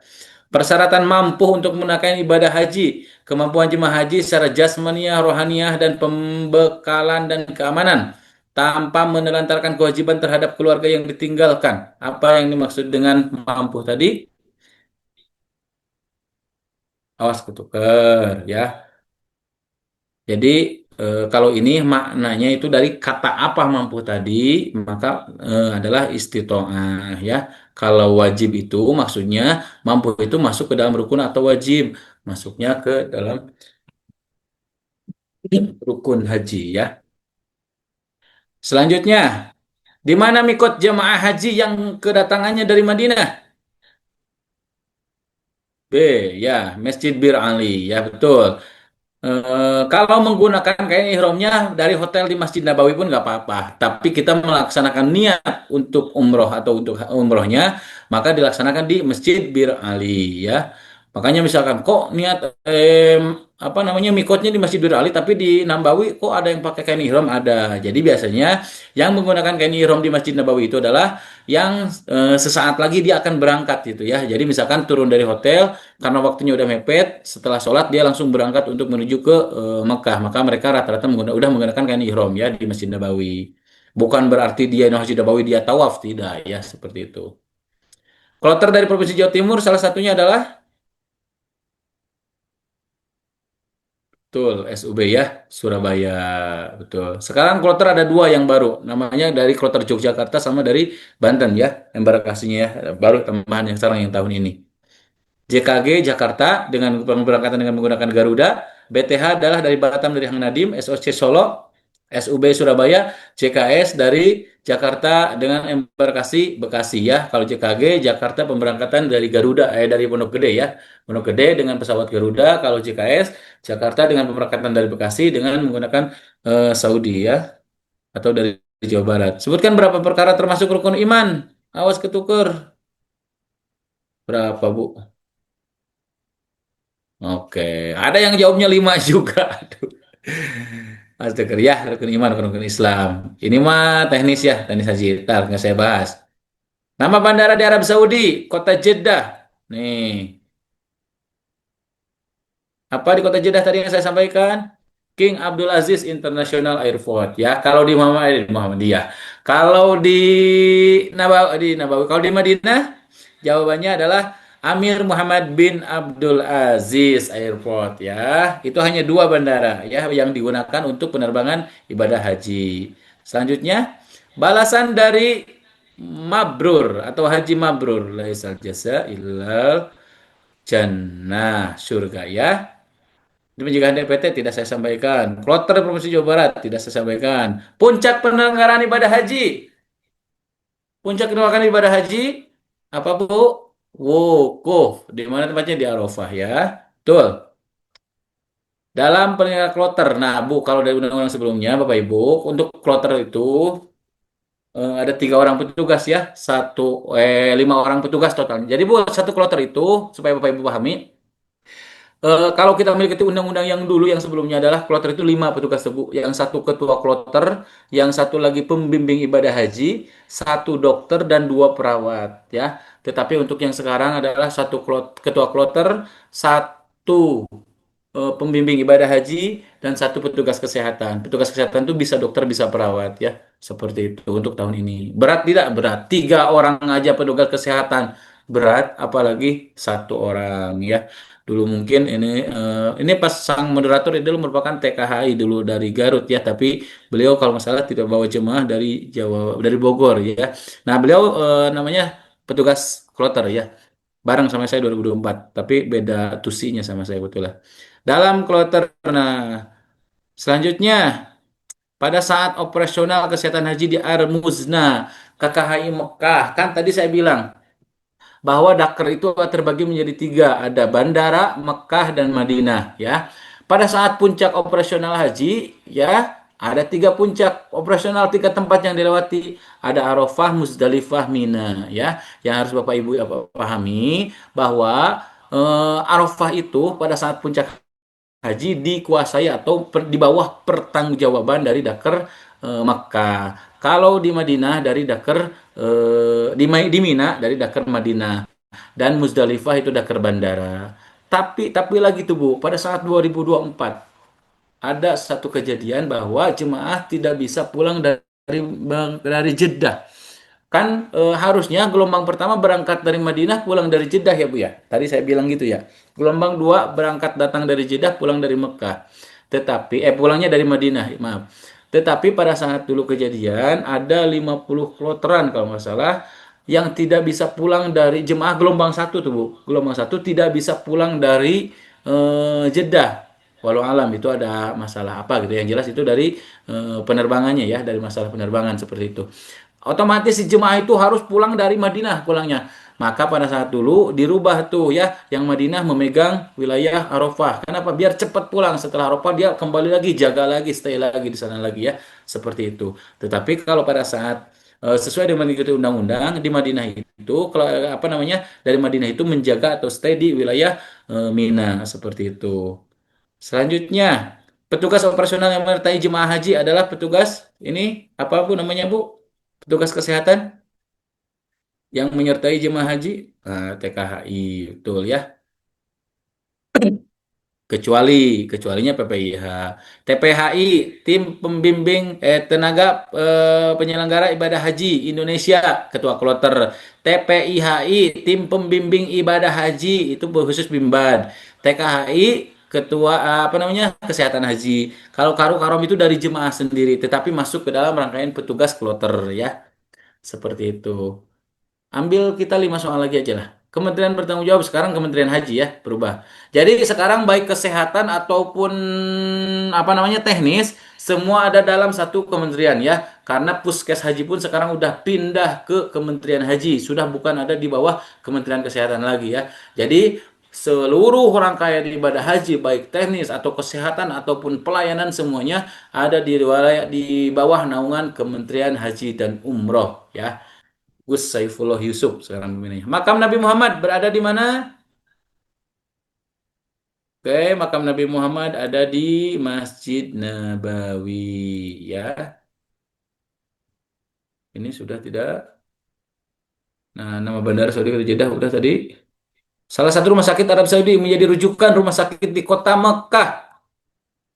Inilah terakhir lah. Ini An-Nur ya.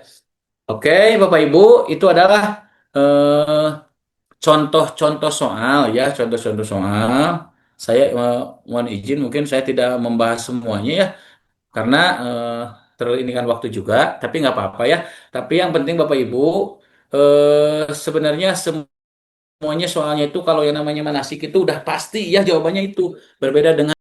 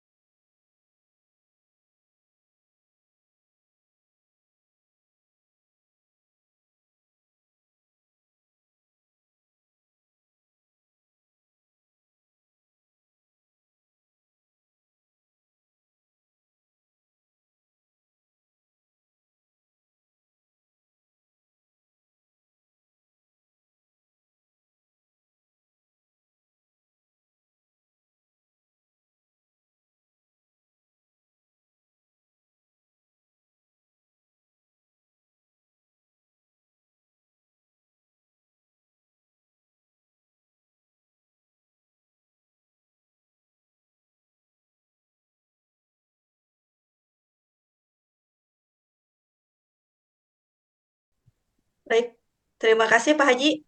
Waduh, tadi doa terakhirnya kurang jelas Pak Haji, musiknya kebesaran.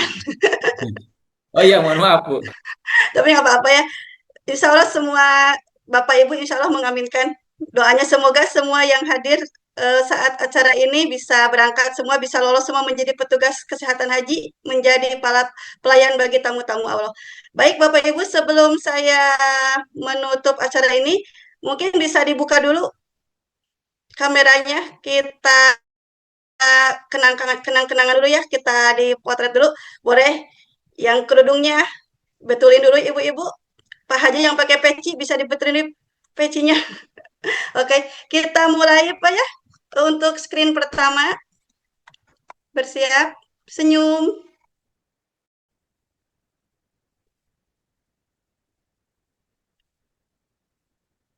Screen kedua boleh. Ibu Ini, mungkin sambil ada 5 menit lagi Bu, kita sesi tanya jawab aja Bu ya. Terakhir nanti ya ya, sebelum tutup ya. baik-baik. Saya ada waktu 5 menit. Ya,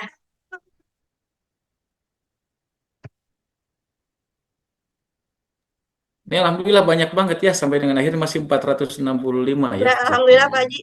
Haji. Ya silakan, ayo semuanya buka kameranya ya, karena kita ini Buka menjadi kameranya. dokumentasi kita ya. Untuk screen yang ketiga, boleh. Ada lebih dari 10 screen nih Pak Haji. Nggak apa-apa Bu, sabar Oh aja ya, Bu. ya, sabar saja saya mau Ngobrol. motret.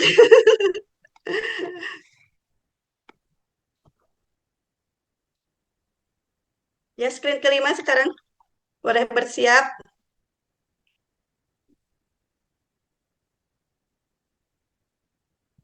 Lanjut yang keenam.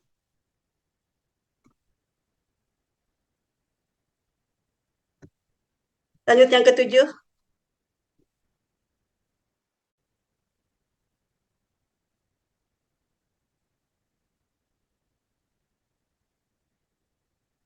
Masih Bapak ya sebentar. Udah screen ke-9.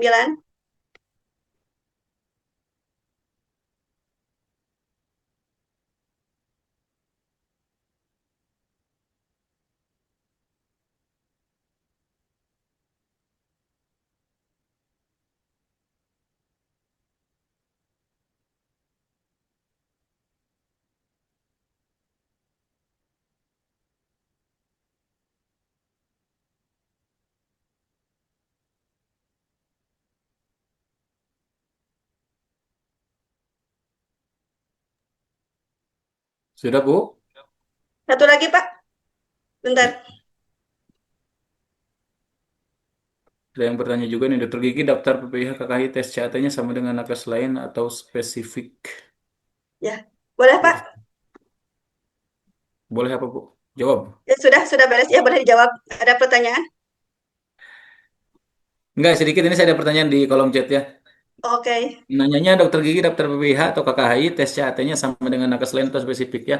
Sebenarnya Bapak Ibu, saya pernah ngerja kalau dulu itu enaknya sebelum 2000 sebelum Covid lah.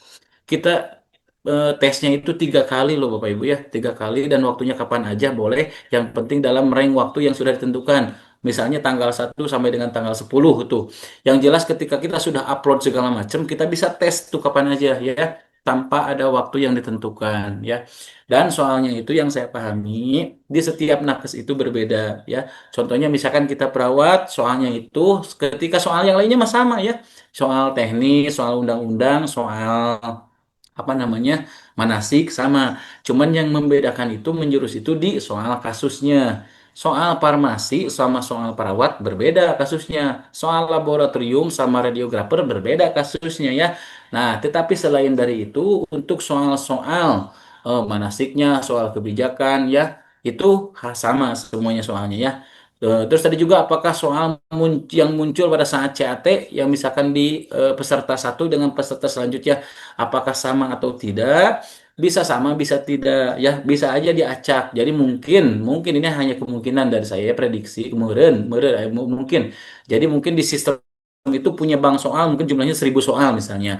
Nah, ketika memunculkan ke si A 100 soal, ke si B 100 soal, mungkin soalnya sama saja, cuman hanya apa namanya pilihannya yang berbeda atau misalkan jenis soalnya yang berbeda atau apa namanya sama saja bisa aja sama persis bisa jadi. Cuman yang jelas untuk tahun ini dan 2 tahun sebelumnya kita soal CAT itu di waktu yang ditentukan oleh dari kementerian, dari pemerintah, dari pusat ya. Contohnya nanti kita CAT kebagian jadwal hari ini jam 12 siang.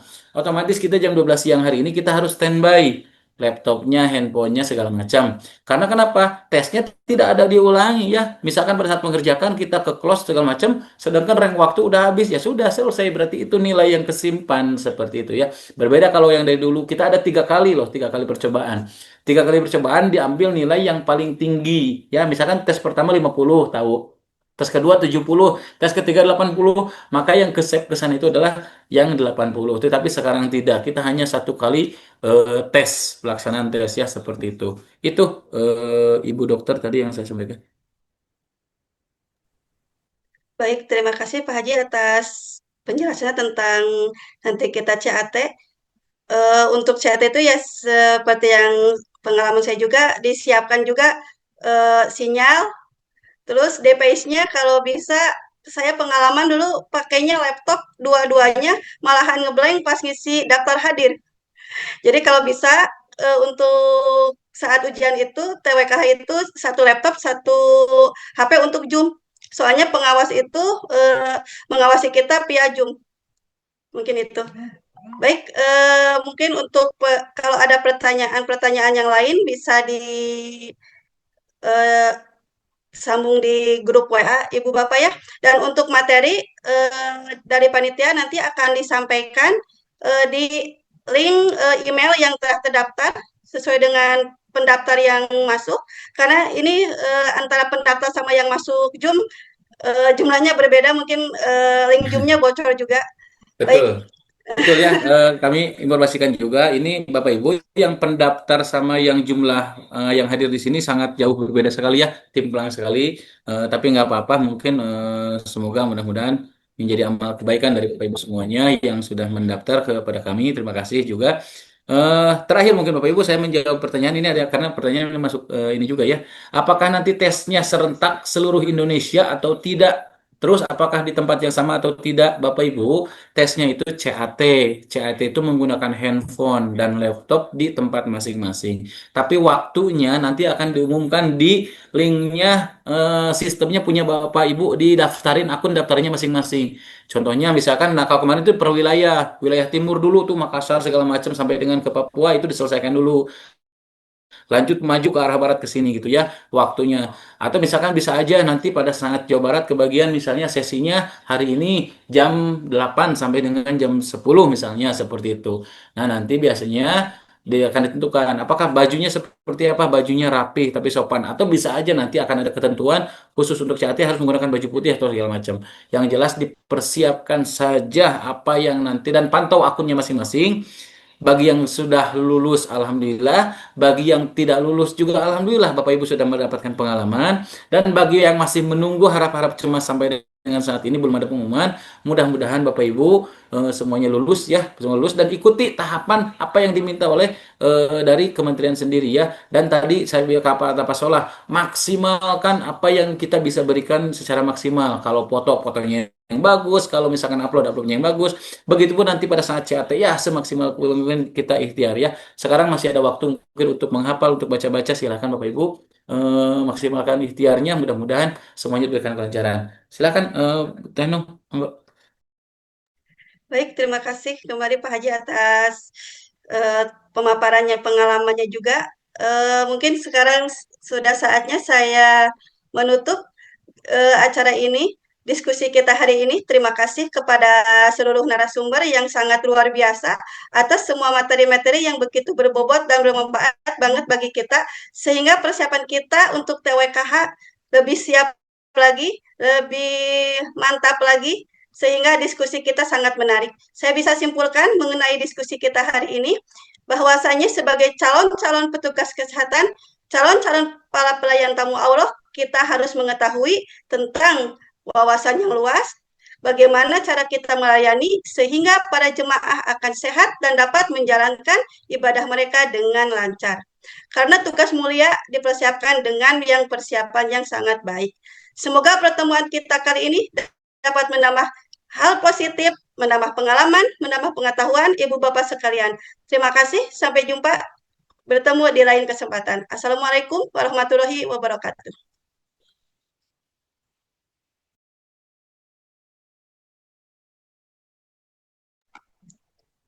Mangga Ibu Bapak, kalau ada yang mau melanjutkan aktivitas boleh tip room aja.